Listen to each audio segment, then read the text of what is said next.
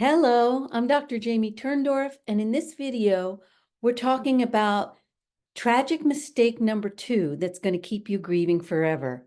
And this one is you don't recognize the signs you're receiving from your loved ones in spirit. Now, this second tragic mistake, not recognizing the signs you're receiving from your loved ones in spirit, is totally linked to grieving and grieving forever. So you may be wondering, why is it so vital to recognize the signs I'm being sent from loved ones in spirit? Well, it's simple. Until you recognize the signs, you're going to feel sad and disconnected, meaning your grief's going to go on and on forever. I can't tell you how many people have called into my Love Never Dies Hay House radio show and said to me, Dr. Jamie, I'm jealous of you. You get signs, I'm not getting any. And in every case, as soon as I lay out the signs, everyone invariably says, oh, that happened to me, and so did that. So in other words, you are receiving signs, you aren't recognizing them. My husband Jean's manifestations are over the top because he wants to prove to the world that we don't die and our relationships aren't meant to end with bodily death. So remember, his manifestations are meant for you too. They're meant to let you know that your loved ones are with you as well. And his signs are meant to open your eyes to all the ways that your loved ones in spirit can and do come through to you. And again, because spirits are pure energy, they have the power to energetically influence the material world in infinite ways. So now I'm going to just give you an overview of the various signs that your loved ones are sending you. They can send you signs through dream visitations, through strange sounds, animals behaving oddly, strange physical sensations, drafts, temperature changes, chills, goose flesh, symbolic communications like rainbows, butterflies, and even manifesting coins minted on a year that was significant to you both. For example, it was the anniversary week of my husband's bodily departure, and a patient named Kyla was in my office. And I said to her, it's funny, Jean is commemorating this week by dropping a lot of coins on me. And with that, she blinked and she said, Jamie, do you see these cowboy boots I'm wearing? Well, they were off my feet in my bedroom when a quarter suddenly fell out of the sky, out of thin air, and landed in my boot. And she said, I got the message that the coin was for you, and I forgot all about this until now. So she took off her boot, she turned it over, and she handed me the quarter. And at the same time, I heard Jean saying to me, you'll see, it was minted the year I left my body. And it was.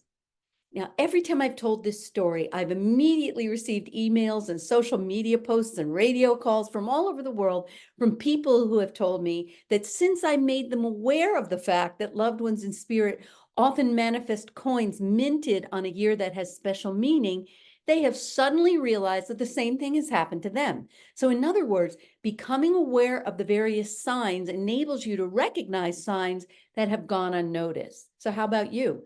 Have you seen a coin appear where you could swear it wasn't there before? So again, for most people, becoming aware of signs is often sufficient to begin the process of reconnecting.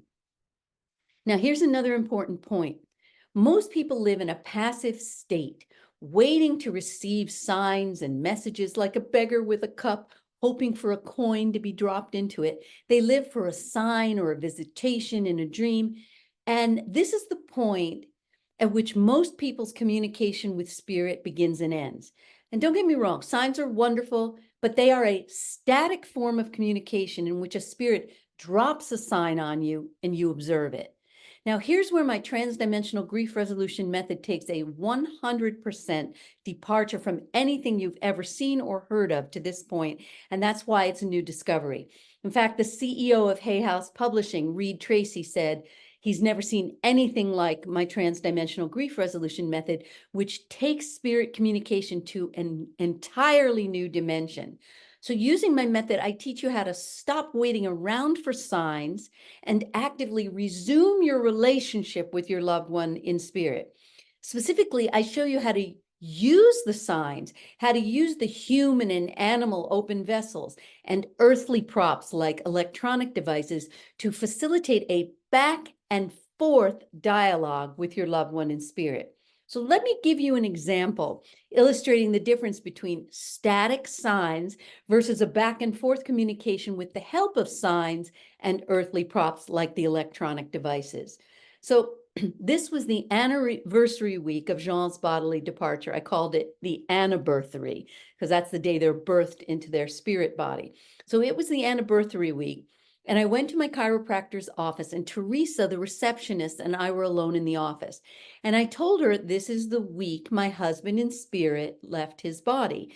And he's been dropping a lot of signs on me. And suddenly, when I said that, I smelled gardenias, but I didn't say a word. And at that very moment, Teresa blurted out, "Jamie, do you smell gardenias?" I said, "Oh, Teresa, that's the scent of sanctity. Jean is giving us both a sign that he's here." Now, the next day, I saw a patient named Regina who had no confidence in her ability to reconnect with her sister in spirit. And I told her the story about the scent of gardenias. And at that moment, I heard Jean speaking to me, and he said, "But I wish I could give you a bouquet of roses." So Jean was speaking to me by inducing that thought in my mind. Now, my patient Regina abruptly sat up and said, "Jamie, do you smell roses?" Now, in that beautifully elegant manifestation, Jean induced the thought and the scent of roses into Regina to facilitate a back and forth dialogue between him and me.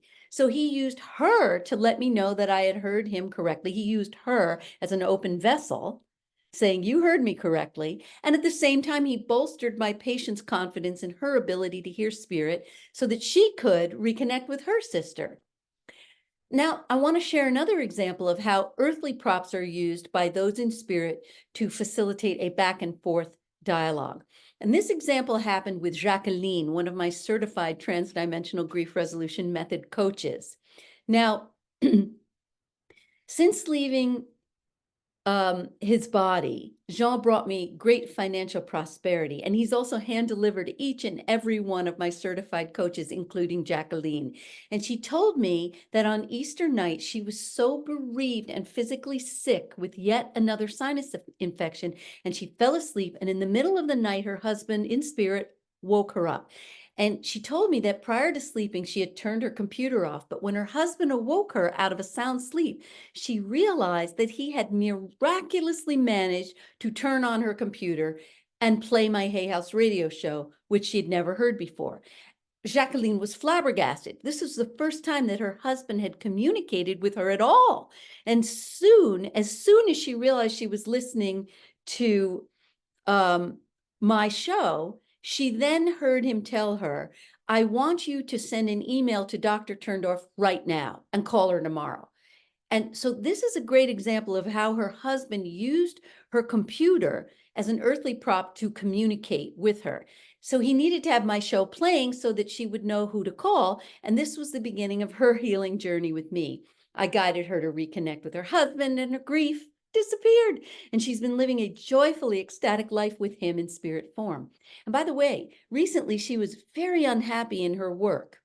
And she was being mistreated, she was being overworked, she was being underpaid. And one day recently, her husband, along with my husband in spirit, Jean, guided her to put in her notice. Being a single mom with two boys, she was terrified to do this, but she trusted their guidance. And then the most amazing thing happened. The company rehired her as a consultant at a much higher salary. So this story is another great example of the prosperity that comes your way when you learn how to reconnect and follow the divine guidance of your loved ones in spirit. And like Jacqueline, I'm here to teach you how to reconnect and dialogue with your loved ones in spirit who are waiting to shower you with a steady stream of divine guidance. But you have to learn how to reconnect and dialogue in order to tap into this guidance, which is your secret key to achieving an abundantly joyful and financially prosperous life.